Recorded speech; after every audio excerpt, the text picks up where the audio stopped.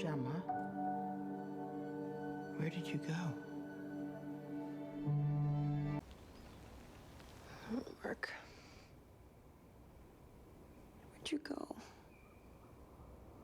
Episode will be the episode everyone has to go back to when the show is over to see what everything in Severance was about. Now, this video particularly that I'm about to make is going to show you all the details you need to have caught, many details that everyone missed, and basically what the entire show of Severance is about. Now, this is going to get really deep, really quickly, really complicated, so try to stick with me. Like this video if you appreciate all the hard work I put into all of my videos. Help me hit the algorithm because it does take me a while to make these videos, which means that by the time I get them out, I only have a certain amount of time before people tend to move on. Now, I do plan on making separate videos for a bunch of different things from Severance, including the Lexington letter, Ricken's book, now all of the things I found in this episode, and a few separate topics that will help people start to discover the things I'm talking about on this channel. But for now, until we get the season finale on March 21st, I will have to continue to make videos based on episode. So hit that subscribe button for future uploads, turn on your notifications, like this video, and let's get right into it. Starting with the way that this episode was directed, shot, and produced, Jessica Lee killed this. This is probably the best, if not one of the best episodes of Severance, and I'm even willing to bet it will be the best episode by the time this show is over. A lot of people may have missed all of the things that went into this episode, particularly the idea of duality that we've been talking about on this channel literally since the beginning of season 2. This entire episode was shot through the lens of duality, watching two realities happen at once, from the aspect of Gemma, who is currently stuck on the testing floor, Mark's recollection as he is going through this state of journey that Ragabi calls it, as well as us watching the origin story of Mark and Gemma through this dream state. This is all connected to the title of the show. Now, a lot of people caught the title of the show, but they didn't catch why it was way more important than anyone is talking about.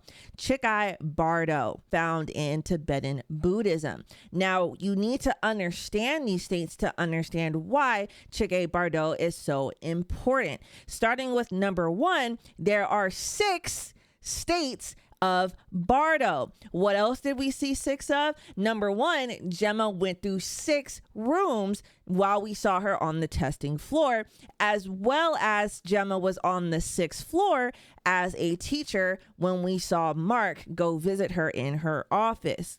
Now, when it comes to the 6 Bardos, they're not all about death. They're about the actual existence of life, death, and rebirth. And the 6 Bardo states are the stages of this existence. Starting with 1, the Bardo of this life, which is being alive, normal life. The Bardo of dreaming, which is the state of dreaming while you're alive. And the Bardo of meditation, which is the state of meditation, again, while you are alive. This is important, so keep that in mind. Now, the Bardo of dying, or the state of dying, is the Bardo in which Chikhai Bardo exists. It is the state in which you are dying and when you see the light.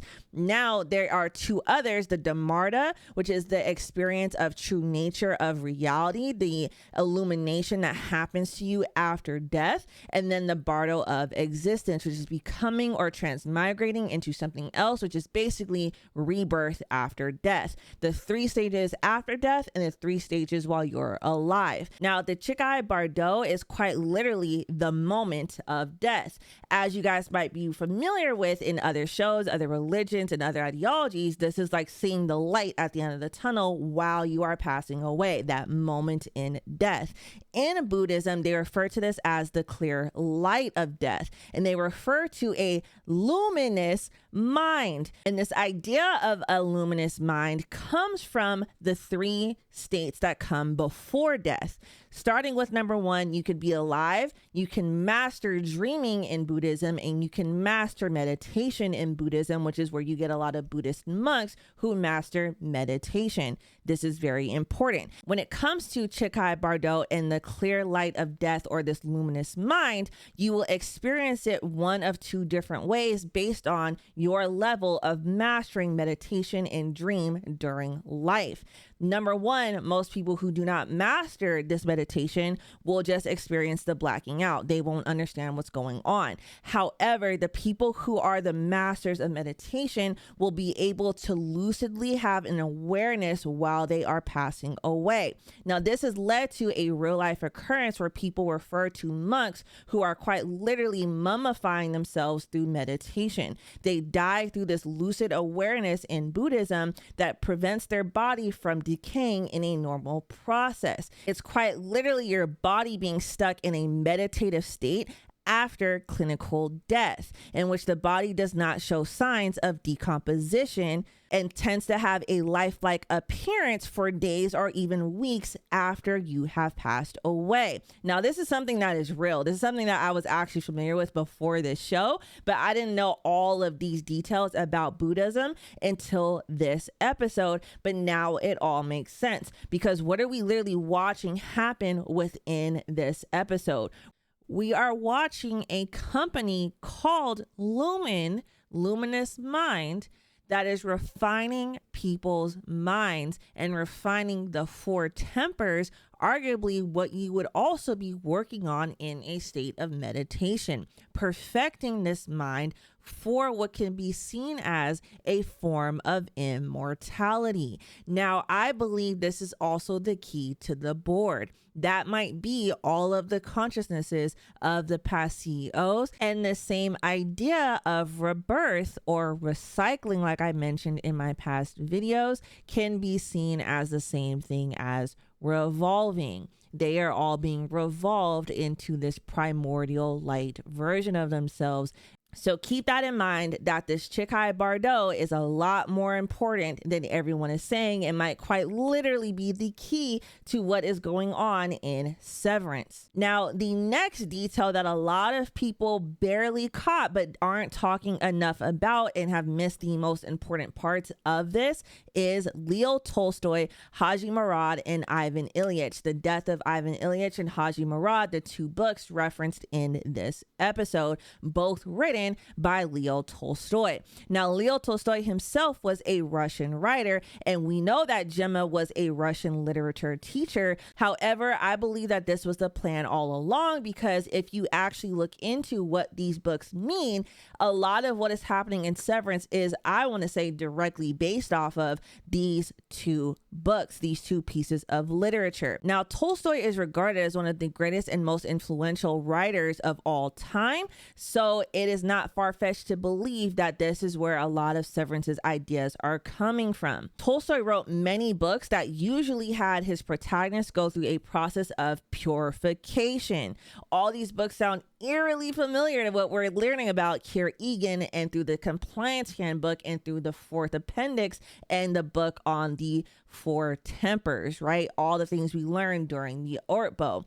Hadji Murad, however, is the one exception, but it still follows a similar storyline to something we're seeing play out in Severance. So I need to talk about both. Starting with the death of Ivan Ilyich. It was written shortly after Tolstoy himself had a religious conversion in the late 1870s. We see that Gemma actually refers to a paper written by one of her students that talks about these ideas of religious conversion present in this book. I believe this is also a small commentary on how Kier Eagan and Lumon themselves are writing a bunch of different works that is quite literally mirroring religious conversion throughout Lumon. Something I've talked about in previous videos about how Lumon seems to be a lot like a religious cult. Not saying all religions are cults or that any particular religion is a cult, but the things that they are using in this show are ways of getting religious conversion. Think about all also the conversation that Irv, Bert, and Fields had at dinner last episode, where they were literally religiously converted into believing in the severance process.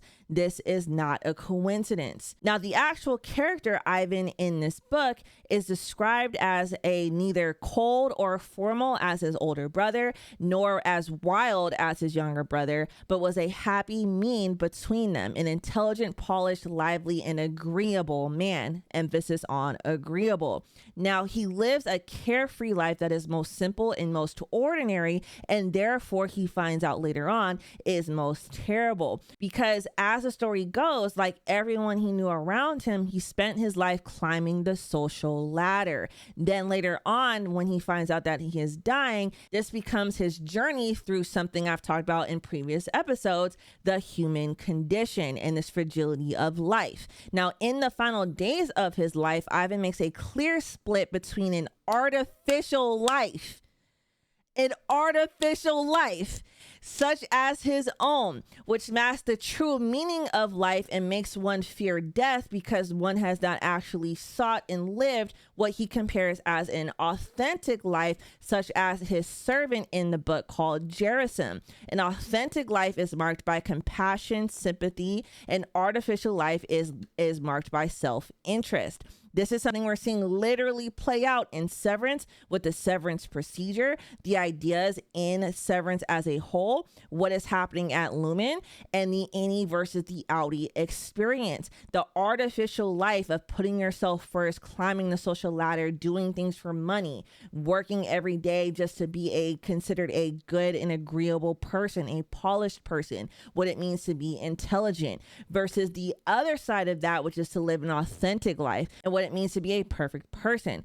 And we are quite literally seeing this idea play out through Severance and through Lumon and the Severance procedure with the severed chip and the relationship between an innie and an outie. Now, when it comes to all of this, we're seeing Lumon actually try to code out of real people, balance the tempers, to balance what it actually means to live a true life, to make everything perfect so that you don't have to go through any type of suffering, pain, erasing all traumas, relieving the life of having to live through and go through anything, having to work for anything, and quite literally having this innie who goes through all of those things for you. And this leads to what they believe will be a happy, fulfilled, polished life and make people and all people across all mediums agreeable. That's what the balancing of the tempers does. Look at Natalie, look at Drummond, look at the people who have had their balances tempered.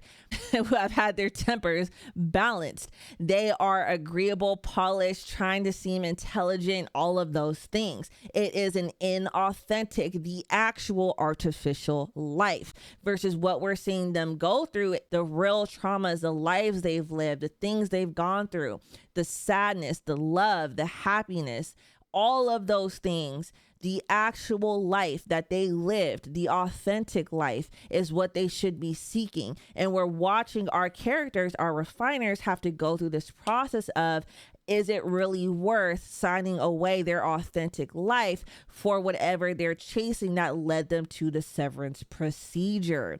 That is what is happening in Severance. It all is just like the Ivan Ilyich book, and they're running away from death. I also believe that this might be related to why we believe they might be trying to bring back Kier Eagan. They might be trying to bring him back because he did not live an authentic life. And all of these crafted, curated stories about who he was as a man and what they've built for Lumon is all related to this concept of, did he actually live this authentic life, or does he really want his life back? And are they trying to bring him back using the Severance procedure? Now, Hadji Murad has a lot more to do with exactly what we see happen directly in this episode. Now, written by Leo Tolstoy as well, when he was approaching his own death, he talks about a real man that he met during war who, to gain revenge, formed an alliance with the Russians who he had been fighting all this time in hopes to save his mother, wife, and children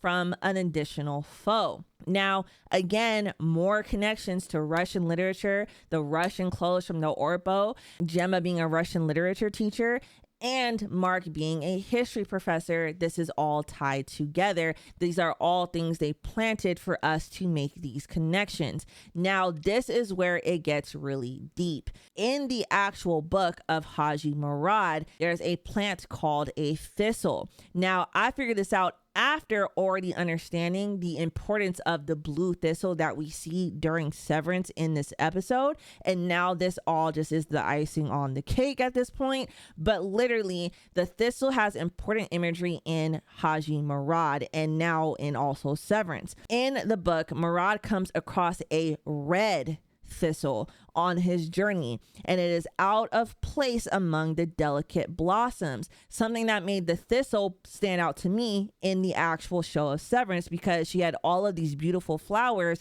in reds and pinks and bright colors, and then all of a sudden we focus on this dark blue thistle. We'll get back to the fact that it's blue. If you guys have been watching my videos, you'll understand why that's important. Now, in the actual book of Hadji Murad, he nearly destroys it when he tries to pick it and take it for himself, and he's unable to take it. Later on, he comes across other thistles that have been ran over and blackened, but they are still standing. And this becomes a symbol for the character in the book, who is still standing strong and resilient after everything that he has gone through. Now, this is very similar to what we're seeing happen with Gemma and Mark in some ways, maybe even a couple characters at this point. Again, duality is central to Severance, so everything that happens in the show can quite literally resemble quite a few different people.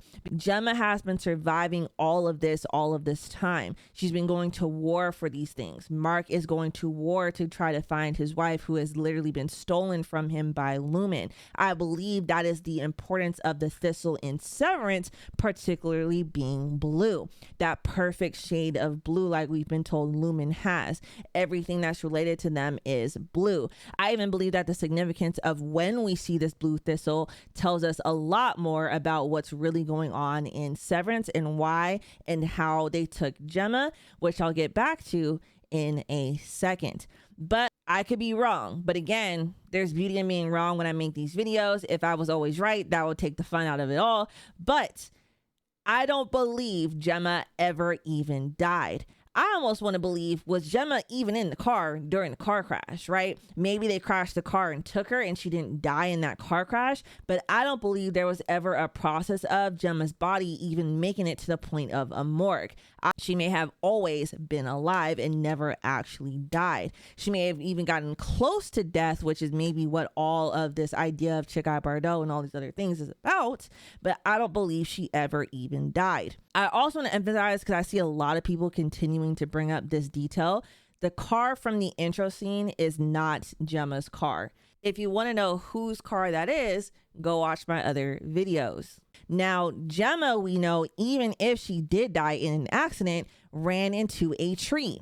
It had nothing to do with water, which I need to emphasize also relates to the fact that it has nothing to do with the actual title of Cold Harbor. She did not die in water. Now, we'll talk about later on all of the names of the files and what we now know more about because of the names of the files and what we saw in this episode. But I need you guys to understand that Cold Harbor, water, and Gemma dying in water, and even when they bring up the drowning in this episode, they have nothing to do with each other. I also want to point out that Gemma answered the question wrong. If you were actually in a mudslide, you would suffocate, not drown. So I believe that is more important to what they're actually trying to talk about in that scene, and not about Gemma having drowned in the past and died from drowning. There's more to the fact that she had woe in this scenario because she got the question wrong, and or she's stressed about something that is happening. There's something to the fact that she had to balance these things in her hands while answering the question. There's real life practices where if you try to lie about something, you'll struggle to hold one up or down. So keep that in mind. I think it has a lot more to do with understanding how the tempers work in the mind than it has to do with trying to tell us that Gemma died in Cold Harbor and she drowned in a car that's not even hers in the intro. Just to keep that in mind. Now, I have been telling you guys literally since season 1, I don't think Gemma's dead. I never thought Gemma was dead. I actually thought that she may have even been in a coma at some point.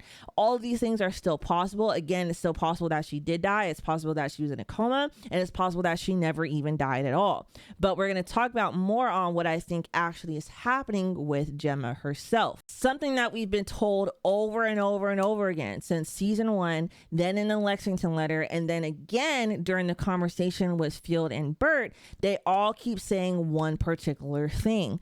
Lumon is listening.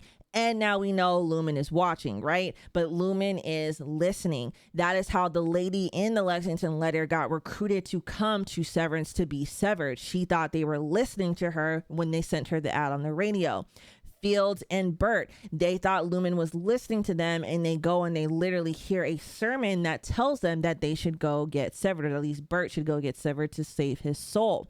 Again, we see this happen. What I think is what the real point of the actual close-up during the blood drive was.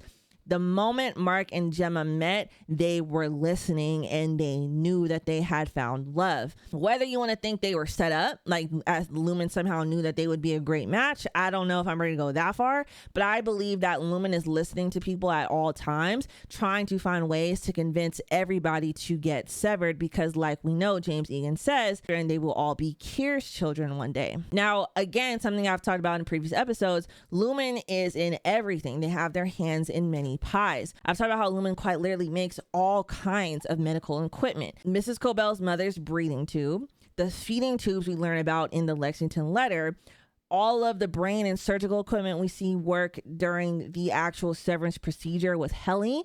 Now, all of the doctor's office equipment we see happening in this episode, the dental equipment we see in this episode, quite literally everything you could ever imagine being made, Lumon makes them. So keep that in mind, that this is how they get to quite literally everyone. And this is how they got to Mark and Gemma.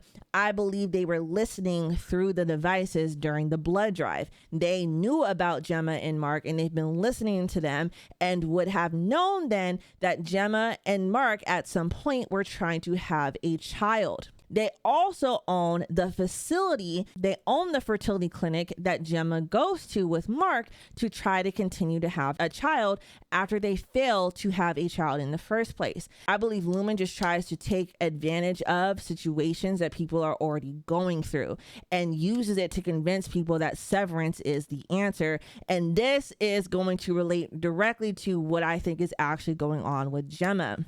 I believe Gemma may have willingly or been talked into embarking on a further mission to have a child, and that is how she ended up where she is with Lumon. We see that this weird doctor that's been on the testing floor the entire time is also the doctor at the fertility clinic way back then. I believe Gemma was being watched since the beginning, and they are listening to everyone. And due to her inability to have a child, she was chosen just like everyone else. And this emphasis on children that we've seen throughout the show since season 1 is why there would be more of these Chikhai Bardo cards than the ones we saw them send to Gemma. And this will be related to the actual expansion plan and what they are planning to actually expand for. This idea of all of these innies having SEX at work, on all of this weird undertone that we've been trying to put our finger on since the beginning, now all makes sense.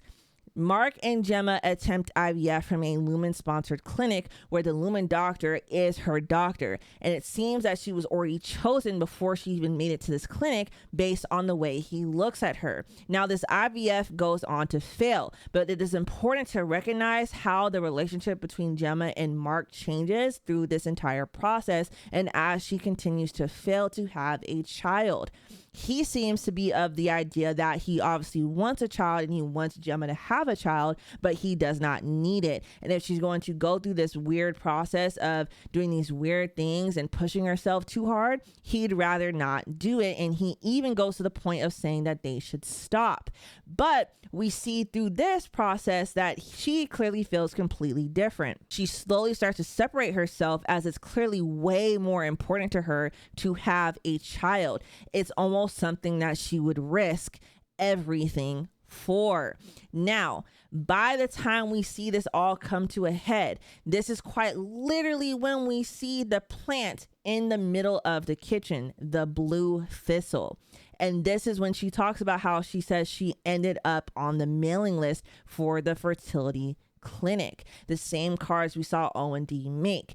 These are the planned propaganda tools that they sent to her in order to get her to fall for whatever plan that they had. And this is when the plan finally hit a head. The moment she started keeping mark out of how far she was going to try to conceive. Not only does the thistle itself in Hadji Murad symbolize that Gemma is strong and resilient, even though she's being beat down, and she will continue to do this as she continues to go on, but there's an important part, an important duality to a thistle that no one else caught.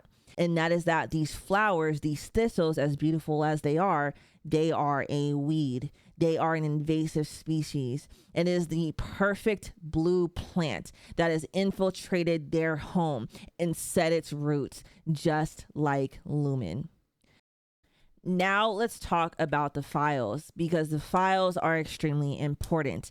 At this point, the only correlation that we genuinely have on any of these files and the file names is that they're all places that have historical value. Now, what part of the historical value of all these places is Severance referring to by using these particular names? No idea. At this point, we've had so many names. I've added a lot of names based off of this particular episode. Now, this is quite a lot of different places, different names, different files that are all places that have some sort of historical value. But then again, what city in existence doesn't have historical value? So there's just a lot here to unpack, and I believe this is going to be one of those details that years down the line, when the show has been over for a long time, someone way smarter than me is going to figure out how all of these places particularly are connected. But for now, we know that they're all places. Now, it's important to point out that every door is a different Gemma. The Gemma that goes to the dentist is a different Gemma than the Gemma who writes the Christmas cards and goes to Christmas every time, and is a different Gemma that goes into the airplane. This is why they give her these weird outfits and all these different wigs and things that she has to wear. Every single one of these people is considered a different person, a different severed individual, a different any. And she only did 6 doors today, but we don't even know how many doors she's actually done in total. And we do know that Cold Harbor is the only door she has not done yet. And we'll talk about that in a second. Now, based off of what we find out in this episode, however, what do any of these places have to do with what's actually going on in these rooms? We now know that every single door on the testing floor is named after one of these places. And inside every door is something particular, in my opinion, to something either traumatizing, tiring, inconvenient, overall mundane, traumatic, or cumbersome. Right? Going to the dentist is both traumatizing, tiring, inconvenient, painful. Being on a plane with turbulence is traumatizing. It's traumatizing for me, at least. I've been on a couple, and even as little as they were, it's pretty traumatizing for a lot of people, right? Especially with all the news going on right now.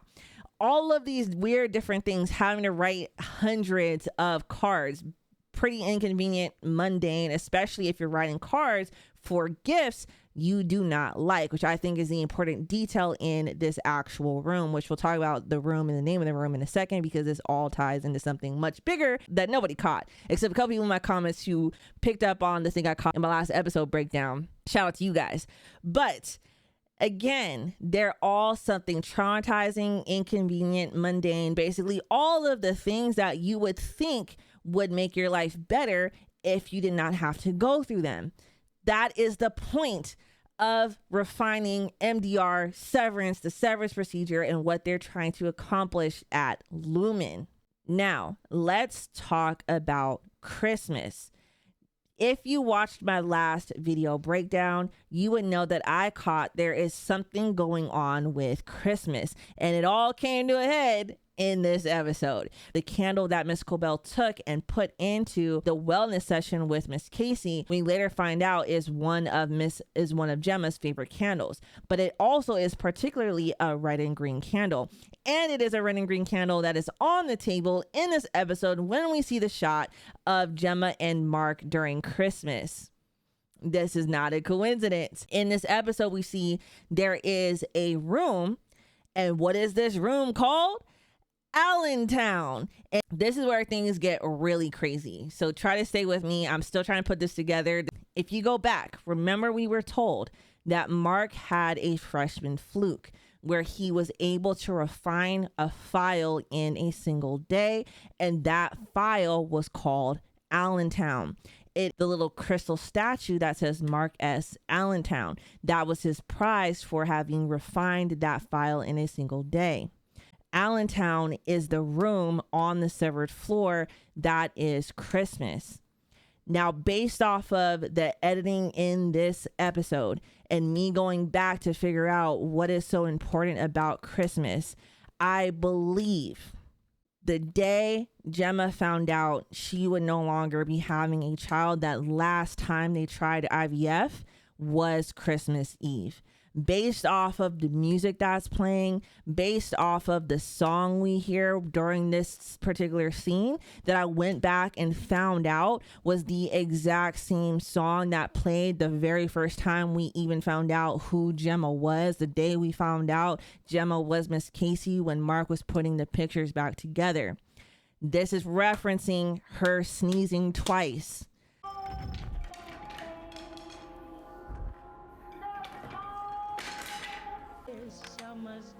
And when she sneezed, she always sneezed twice. He also mentions in this episode, when he's talking about my wife loved this and my wife loved that, in a similar cadence to how we hear the wellness sessions. I loved all these things about her equally. He says at the end, I loved all of these things about my wife equally. I'm telling you, this episode, if you really catch these details, this episode should make you want to cry. We then see all of this references to Christmas. We see the song by Billie Holiday playing in both of these episodes. Not a coincidence. It plays over everything every time we see Gemma remember moments around Christmas. And that brings us to the final detail. Gemma died on Christmas. It's easy to miss this cadence because of the way that this episode was produced. Gemma finds out that IVF failed on Christmas Eve. That Christmas morning, we see that candle. We see them together for the very last time. That night is when Gemma is going to go play charades. And that is the night she supposedly died, the night of Christmas. And then we see Mark go through the 5 stages of grief, which are also in what movie?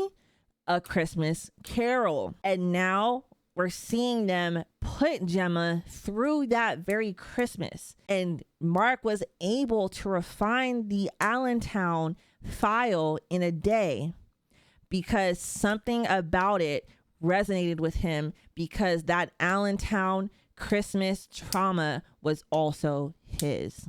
So if Mark is currently refining Cold Harbor, but Gemma hasn't even gone in there yet, that part's a little confusing for me.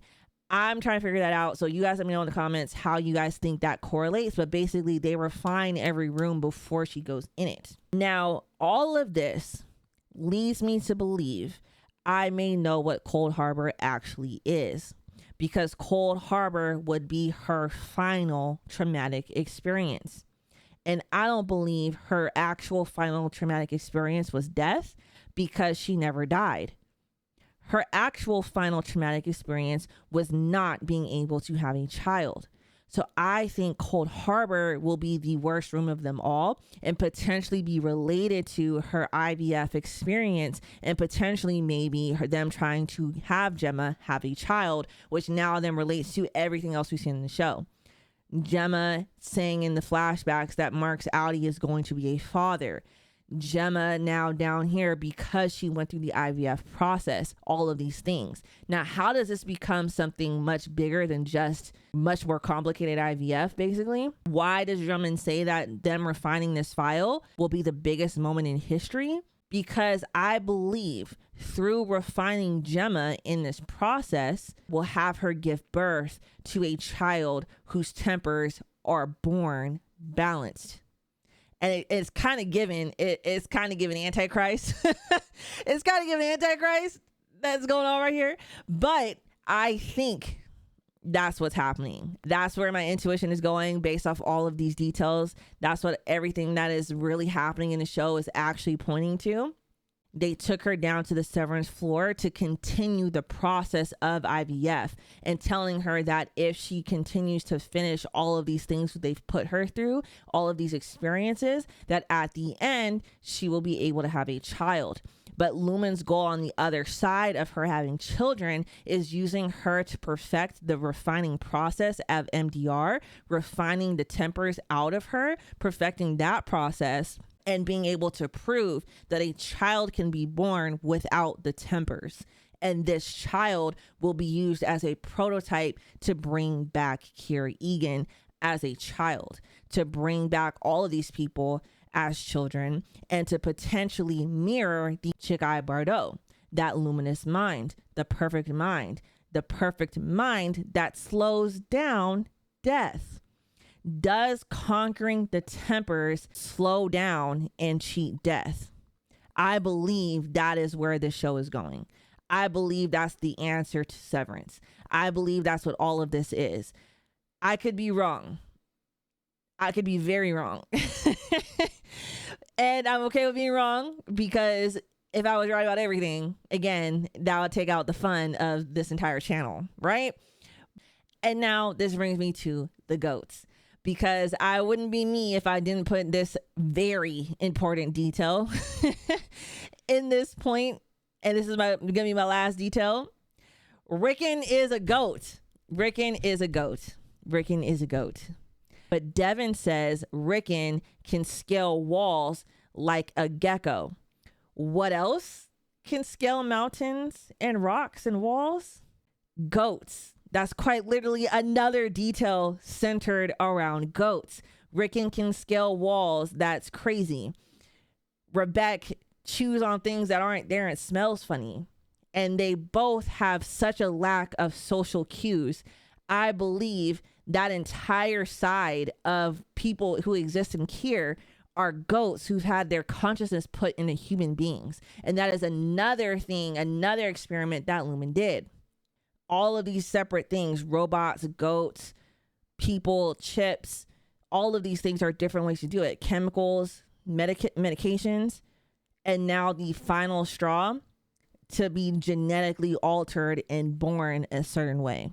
And I believe that is going to be where the show finally goes. So that is it for this episode.